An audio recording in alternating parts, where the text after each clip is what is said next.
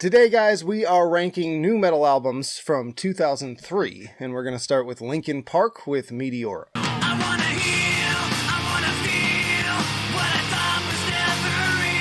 Now, as I've said a million times before, I'm a hybrid theory guy, but this is easily second place, and on this list, standing high above the rest. Some real classics here, like Somewhere I Belong, Faint, Numb, From the Inside, and of course, Breaking the Habit, and just a consistently enjoyable listen overall. I'd go so far as to say that this is one of the last truly great pure representations of the genre, so it is going to best. Next up is Adema with Unstable.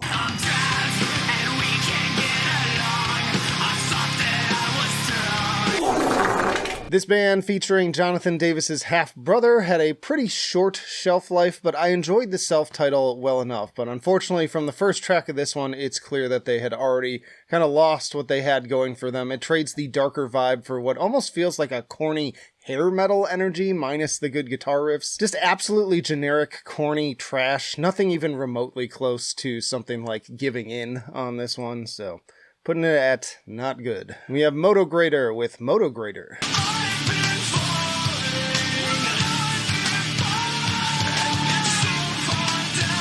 The only 2000s full length from this California band's original run, notably with a pre-Five Finger Death Punch Ivan Moody on vocals, and as much as I generally dislike him and that band, I quite enjoyed this one. They can get super heavy with the likes of Suffocate, but then sound almost like Breaking Benjamin on others like Down and Wrong. Also, as corny as making every other track name backwards is, it's also the most nu metal thing ever, I would say. So I'm going to put this at fantastic. Then we have Il Niño with Confession. Might have actually recognized one of their tracks from that Freddy vs. Jason intro. What a great time to be alive in 2003. But anyways, album 2 from this Latin music infused band. Love the very at times tribal sounding drumming from Dave Chavarri on tracks like 2, Vaya Con Dios, and Cleansing, as well as the occasional Spanish guitar. Aru Luster of Mushroomhead also plays on this album. The clean vocals can be a little undercooked, but it's mostly a good time. I put it at good tier. We also have Spineshank with Self-Destructive Pattern. Push from the inside. Push from the inside out. The third and for a time final album from this industrialized nu metal crew. I was much more partial to The Height of Callousness back in the day, but this one is also pretty strong. Decent opener in violent mood swings, followed by the also banging Slavery, and Smothered was even nominated for a Grammy for Best Metal Performance. The clean vocal moments again feel a little half-baked in comparison to the angrier parts, Forgotten being the main offender, but overall, a pretty strong listen. I'm going to put it at great tier. Then we have Stereomud with Every Given Moment.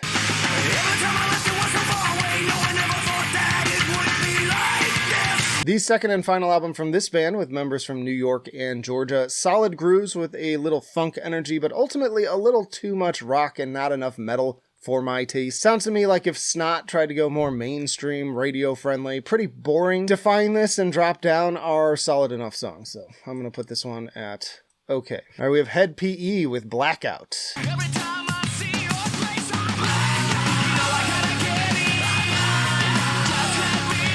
The third and one of my personal favorite albums from this California crew, once more fusing rap, funk, reggae, hardcore, and metal. And if you dig their music but hate the cringy lyrics, this one has maybe the least of that, though it still shows up on some tracks like Crazy Life. But then again, that's one of my favorite songs to jam out to on this album. The title track is also possibly the most infectious thing that they've ever written, but I enjoy the whole record start to finish, right down to the more chill stuff. I'm going to put this at best. Sad that they are now making really, really terrible cover albums. But moving on, we have 40 Below Summer with The Morning After.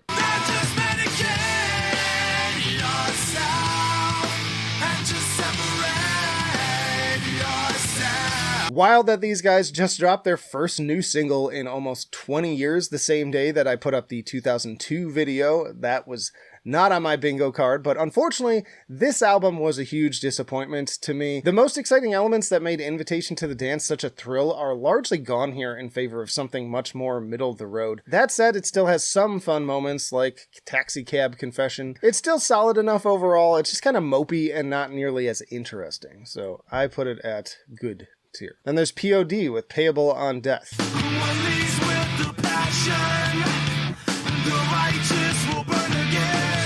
First album with Living Sacrifice's Jason Truby on guitars, replacing co-founder Marcos Curiel, and that seems like it should be a good thing, potentially, because I love Living Sacrifice, but man, coming off of the inescapable monolith that was Satellite in 2001, this comparatively seemed to release to a bit of a whimper. They ditched most of the new metal elements, which could be okay, but even the singles are just boring. Like Will You or Change the World can't hold a candle to something in the same ballpark as Youth of the Nation. I don't even remember these songs playing at all at the time. Were they even on the radio? And even right now, after having re-listened to the album, I can't remember a damn note from any of those songs. It's all big nothing. I don't know what happened, but it was like overnight these guys went from one of the biggest bands on the radio to a footnote from this point on. So it is going to not good. We also have Skillet with Collide. What you got, what you want, what you need, gonna be your savior.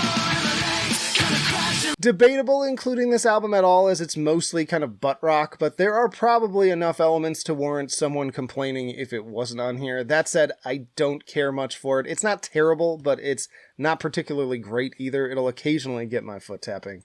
I'm going to put it at okay. Then we have Mushroomhead with 13.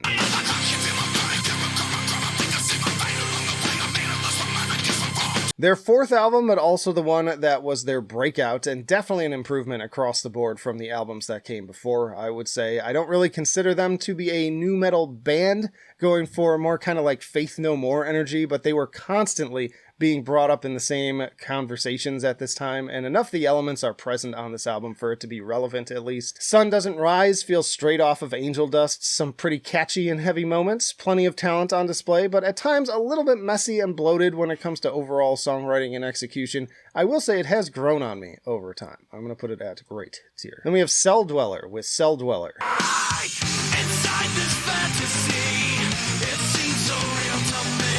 Pretty ambitious double album for a debut from this solo musician who I think largely flew under my radar. I'm glad for the audience, again, recommending something to me that I hadn't heard yet. Quite a bit going on here, from more electronically focused moments like Frozen, reminding me of Orgy, while some of the more rock-oriented songs give kind of Linkin Park and Incubus energy, among other things. Maybe a little Filter in there as well. Whatever you call it, I enjoyed it quite a bit, especially for something that's over 70 minutes long from a brand new act at the time.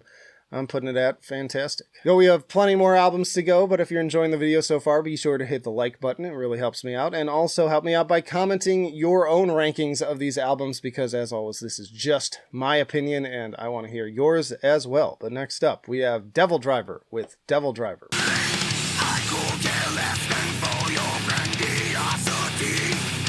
So make no mistake, Devildriver is a groove metal band, but this debut still is kind of close enough to the Coal Chamber sound that I felt it warranted inclusion. Those chunky rhythmic riffs are still very much present, especially on I Dreamed I Died, What Does It Take to Be a Man, and Swinging the Dead, and then I Could Care Less feels like it would be right at home on chamber music. Whatever you call it, it is awesome. It still holds up. I absolutely adore this album. It's one of my favorites from them. It is going to best. And we have Nothingface with Skeletons. We came to take control. We came to sell you freedom. The fourth and final LP from this Washington, D.C. band, and another popular one among fans that gets recommended to me quite a bit. Heavy opener with Machination, though the production, especially on the drums, feels a little lacking. Stylistically, the album is kind of all over the place, as from the band they were sort of imploding at the time. Those were their words, but it leads to some enjoyable and interesting moments, from the catchier Beneath to heavier ones like Here Come the Butchers. So a bit inconsistent, but overall pretty enjoyable. I have a feeling there are people in the audience who would rank this a lot higher, but I am putting it at good tier. Then we have Dope with Group Therapy.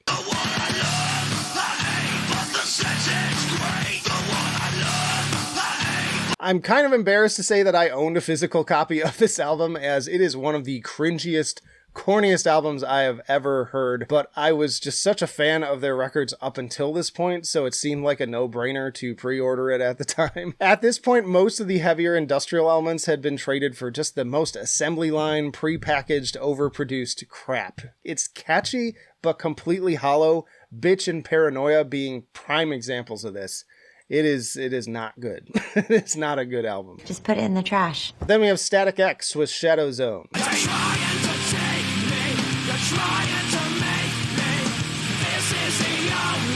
Not one of my favorite Static X albums, but still a fun one. Destroy All is a good opener, but right from the top, it just feels like Wayne is going for more of that Jonathan Davis delivery. And as much as I love Korn, we have Korn.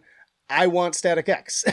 The industrial elements feel somewhat diluted by the increased melodic focus, as with Control It, which feels more like, again, kind of an orgy track with that synth line, while New Pain, The Only, and the title track feel straight up out of Untouchables era Korn. The only track I actively dislike, though, is So, I mean, it's a solid album, especially on this list. It's way better than many on here. It is going to fantastic. Then we have Sunk Loto with Between Birth and Death.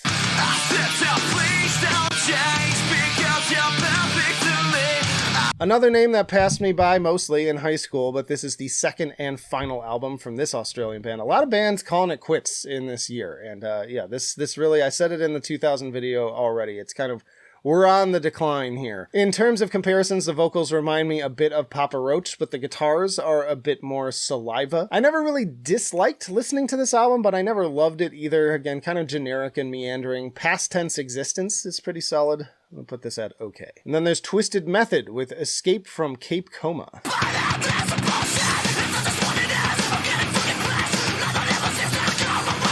The only studio album from this Florida band who I vaguely remember, but again, at that point, I wasn't really paying much attention to nu metal. I had moved on to metalcore, melodic death metal, things of that nature. Honestly though, pretty solid, just classic sounding rap-infused, groovy, heavy nu metal the way God intended. Making songs like Fled and Reach a great jumping in place good time. Not as into the kind of mopier tracks on this one either. Unfortunately, guitarist Andrew Howard passed away in 2005. Also notably, vocalist Derek Trebet is the younger brother of Mudvayne guitarist Greg Trebet and was featured on the reality show Daisy of Love. You have been my rock star since you've gotten this house. I am so sorry, but I have to be true to my heart. I just want you to be happy. The 2000s, what a wild time. I'm putting this one at great tier. All right, then we have Deftones with Deftones.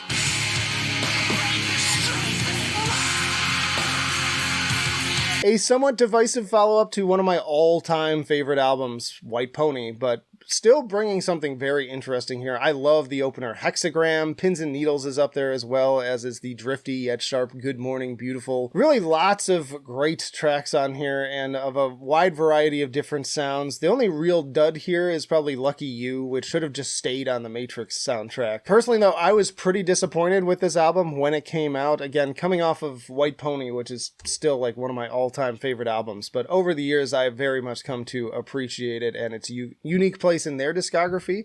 And also, again, looking at this list, it is one of the best and most unique things here, I would say. So it is going to best. Then we have Linea 77 with Numb.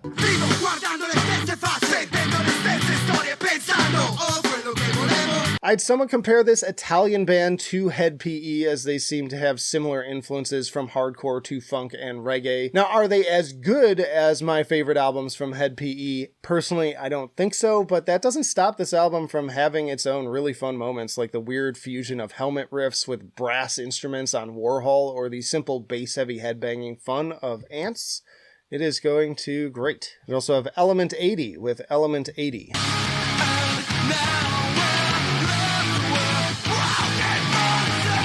The third album from this Texas band, who actually put out their first album in nearly 20 years with 2023's AD. More kind of middle of the road and at times kind of milquetoast stuff here with some catchier moments sprinkled in like Broken Promises, Dummy Block, and Flatline.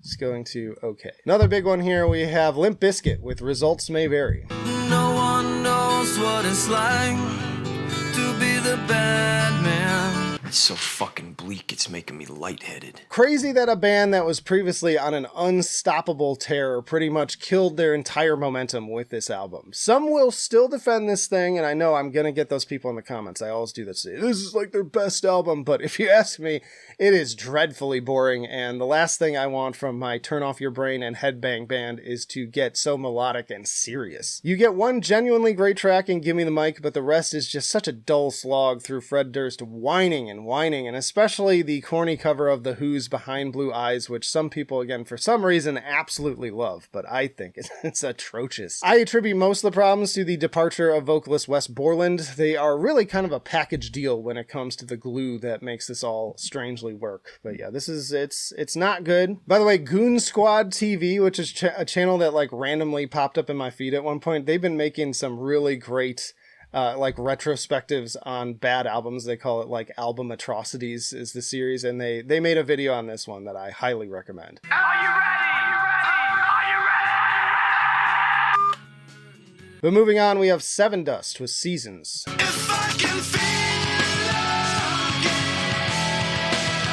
Now, many would disagree with me on this one as well, as they made very vocal when I did my Sevendust discography tier list, but I think this is the beginning of a decline for this band as well. They lose a lot of the heaviness that I love so much about Animosity and Home. Le John still continues to sound amazing as always, and there are still some solid jams like Enemy in particular. Love that step up to me, step up to me. But outside of that, it's just a disappointment. It's still better than some of the other albums on here.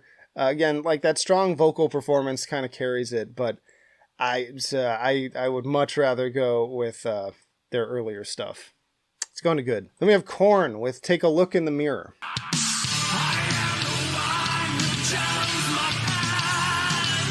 Now, I tend to be pretty hard on most post-issues Korn albums, but this one is actually still quite good overall. First of all, still some fantastic headbanger singles in Right Now and Did My Time, the latter being my personal favorite on here, but then most of the deeper cuts are pretty solid too, if feeling at times like slightly lesser Xeroxes of previous material. So even though it's not among my favorite Korn albums of the albums here, I'm much more likely to go back to this one for repeat listens than many of the ones down here. So it is going to fantastic. And then we have Chimaira with The Impossibility of Reason.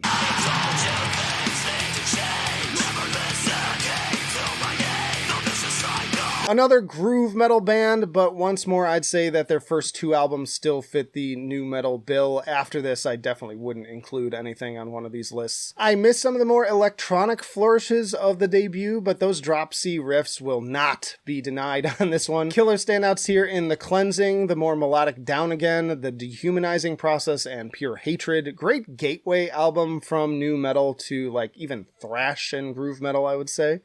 I am putting this one all the way up at best. Y'all check out this playlist for plenty more new metal rankings, and say hello to Hunter because he's just been restless this whole video. He wants to be a part of it again. But also check out this for your personal YouTube recommendation. But that'll do it for now.